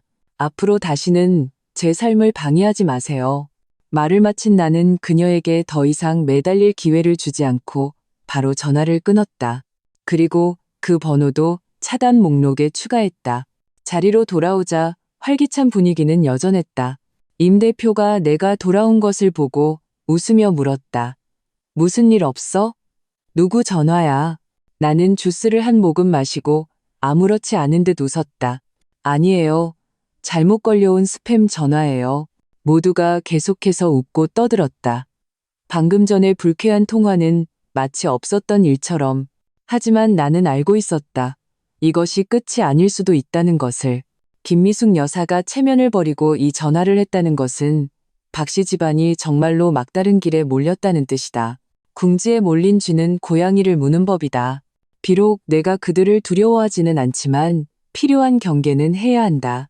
시간은 태엽을 감은 듯 평온하고 빠르게 흘러갔다. 나는 임 대표의 회사에서 점차 자리를 잡았고 책임진 프로젝트들은 모두 순조롭게 진행되었다. 팀의 젊은 직원들은 열정이 넘쳤고 나 역시 그들을 이끌며 과거에 쌓은 경험을 나누는 것이 즐거웠다. 가끔 수연이와 쇼핑하고 밥을 먹으며 그녀의 수다스러운 가십을 들었다. 주말에는 부모님 댁에 가서 식사를 하고 엄마가 몸 챙기라며 너무 무리하지 말라고 잔소리하시는 것을 들었다. 이런 평범하고 충실한 삶은 내가 박씨 집안에서 보낸 3년 동안 단 한 번도 경험해보지 못한 평온함이었다. 박씨 집안에 대한 소식은 내 삶에서 완전히 사라졌다. 그 먼 친척 동생도 새로운 가십거리를 찾았는지 더 이상 메시지를 보내오지 않았다. 나는 그 편이 좋았. 그 역겨운 사람들과 사건들을 거의 잊어가고 있었다. 그러던 어느 토요일 오후, 나는 새로 생긴 대형 가구 쇼핑몰에 갔다. 오피스텔에 놓을 편안한 1인용 소파를 고르기 위해서였다. 쇼핑몰은 사람들로 붐볐다. 나는 두 가지 소파의 원단과 가격을 비교하고 있었다. 그때 눈꼬리에 무심코 스친 한 인형에 시선이 멈췄다. 나에게서 10여 미터 떨어진 저가 할인 상품 코너 앞에 박민혁이 서 있었다. 나는 거의 알아보지 못할 뻔했다. 그는 구겨지고 색이 바랜 낡은 티셔츠에 헐렁한 트레이닝 바지를 입고 있었다. 머리는 기름지고 헝클어져 오랫동안 제대로 관리하지 않은 듯했다. 그는 손에 아주 싸구려처럼 보이는 플라스틱 양치컵을 들고 가격표를 반복해서 쳐다보고 있었다. 미간은 굳게 찌푸려져 있었다. 옆모습은 광대뼈가 튀어나오고 온몸이 야위어 유난히 초췌하고 늙어 보였다. 그의 곁에는 김미숙 여사도 최유나도 없었다. 그 혼자 붐비는 사람들 속에 섞여 아마 1,000원짜리일지도 모르는 컵 하나를 두고 망설이고 있었다. 그 초라하고 남루한 모습은 내 기억 속에 항상 말끔한 정장 차림에 의기양양했던 박민혁과는 완전히 다른 사람이었다. 나는 그 자리에 서서 다가가지도 바로 떠나지도 않았다. 마음은 의외로 평온했다. 미움도 동정도 없었다. 마치 길가에서 만난 삶이 그다지 순탄치 않은 낯선 행인갑을 보는 것 같았다. 바로 그때 박민혁이 시선을 느낀 듯 확 고개를 돌렸다. 네 개의 눈이 마주쳤다. 그는 먼저 잠시 멍하더니 이내 동공이 급격하게 수축했다. 얼굴에는 순식간에 극도로 복잡한 표정이 스쳐 지나갔다. 충격, 당혹감, 수치심. 마지막에는 모든 것이 잿빛 같은 궁색함으로 변했다. 그는 무의식적으로 손에 든 양치컵을 등 뒤로 숨기려 했다. 그 동작은 당황스럽고 우스꽝스러웠다. 그는 입을 열어 무언가 말하려 했지만 목구멍에서는 그저 희미한 허 하는 소리만 났을 뿐 결국 아무 말도 하지 못했다. 그는 그저 나를 뚫어져라 쳐다보았다. 눈빛에는 몰락한 자의 원망과 말로 표현하기 어려운 후회가 가득했다. 나는 평온하게 시선을 거두었다. 마치 그냥 무심코 아무 상관없는 방향을 본 것처럼. 나는 옆에 있던 판매 직원에게 내가 고른 그 소파를 가리키며 평소와 같은 어조로 말했다. 저기요, 이거 배송 좀 부탁드릴게요. 나는 수속을 마치고 결제했다. 처음부터 끝까지 다시는 박민혁 쪽을 쳐다보지 않았다. 그 끈적하고 복잡한 감정이 담긴 시선이 계속해서 내 등에 꽂혀 있다는 것을 느낄 수 있었다. 하지만 나는 전혀 개의치 않았다. 주문서를 들고 나는 쇼핑몰 출구를 향해 똑바로 걸어갔다. 걸음은 흔들림 없었고 한치의 망설임이나 지체도 없었다. 거대한 유리 외벽 밖에서 햇살이 쏟아져 들어와 몸 위로 따스하게 퍼졌다. 쇼핑몰 문을 나서자 신선한 공기가 얼굴을 스쳤다. 나는 휴대폰을 꺼내 임 대표가 팀 단톡방에 올린 메시지를 확인했다. 다음 주 월요일에 중요한 신규 고객과 미팅이 있으니 모두 준비하라는 내용이었다. 나는 확인했습니다라고 답장하고 고개를 들어 파란 하늘을 보았다. 나의 세상에는 내가 도전해야 할 새로운 프로젝트가 있고 나를 아껴주는 가족과 친구들이 있고 무한한 가능성으로 가득한 미래가 있었다. 나는 주차장으로 걸어갔다. 기분은 올 때보다 오히려 더 가벼웠다. 한때 나에게 끝없는 고통과 굴욕을 안겨주었던 그 남자는 이제 내 감정을 조금도 흔들 수 없게 되었다. 이것이야말로 진정한 내려놓음이자 최고의 복수였다. 시간은 쏜살같이 흘러 어느덧 반년이 훌쩍 지났다. 내가 책임졌던 그 지역 유명 브랜드의 연간 프로모션 프로젝트는 대성공을 거두었다. 시장 반응이 매우 좋아서 고객사는 바로 다음 해 계약을 연장했다. 임 대표는 기뻐하며 내 연봉을 인상해주고 보너스를 지급했으며 팀 회의에서는 나를 회사의 부사장으로 승진시킨다고 공식적으로 발표했다. 팀의 젊은 직원들은 모두 진심으로 인정해 주었고 서 부사장님이라고 부르며 따랐다. 조금 쑥스럽기도 했지만 인정받는다는 뿌듯함이 더 컸다.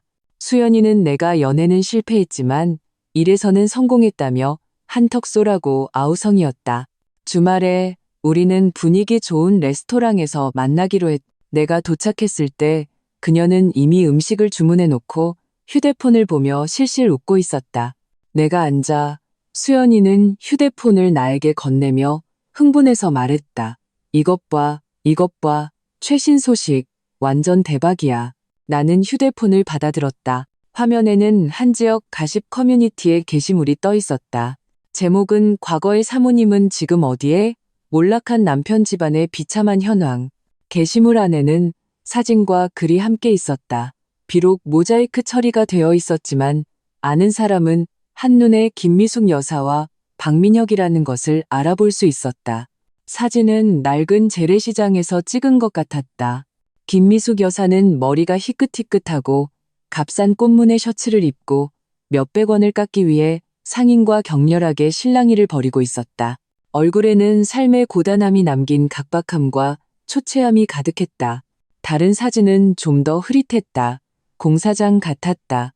박민혁은 안전모를 쓰고 더러운 작업복을 입은 채 힘겹게 건축 자재를 나르고 있었다. 등은 구부정했고 예전의 그 당당함은 찾아볼 수 없었다. 게시물 아래에는 수많은 댓글이 달려 있었다. 대부분 조롱과 탄식이었다.